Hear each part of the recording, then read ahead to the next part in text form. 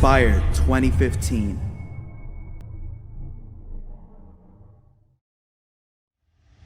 Why is it that Allah has chosen for us to be fit at an age where perhaps we are peaking on around 30, 40, and after that there is a decline?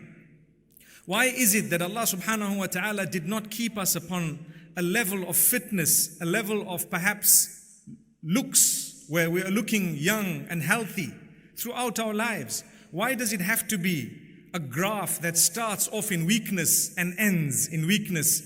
As Allah subhanahu wa ta'ala says, الله الذي خلقكم من ضعف ثم جعل من بعد ضعف قوة ثم جعل من بعد قوة ضعفا وشيبا.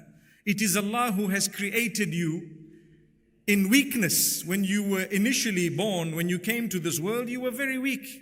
You were young, you depended on other human beings. Allah made you and gave you parents for a purpose. If He wanted, He could have created you in a way that you were already independent. You did not need anyone, but you needed someone to look after you from a very early age.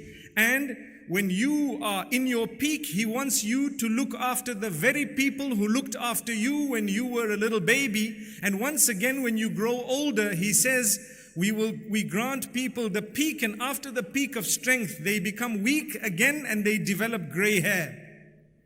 So when you are old, those whom you have now given birth to are asked to look after you, subhanallah. And it continues up to the end. It's the plan. There surely is a master plan in that. And if we sit for a moment and ponder, we will realize that it's the continuity. That means it's a test. You will never ever perhaps agree with everything your parents do, even if they are non-Muslim, even if they are involved in something unacceptable. It does not stop you from being kind or decent or good to them. Like Allah subhanahu wa ta'ala says, وَإِن جَاهَدَاكَ عَلَىٰ أَن تُشْرِكَ بِي مَا لَيْسَ لَكَ بِهِ عِلْمٌ فَلَا تُطِعْهُمَا وَصَاحِبْهُمَا فِي الدُّنْيَا مَعْرُوفًا. If your parents are asking you or struggling, working against you in a way that they want you to associate partners with Allah or to sin and transgress against Allah subhanahu wa ta'ala, do not obey their command that happens to be against the command of Allah, but continue living in goodness and kindness with them in this world.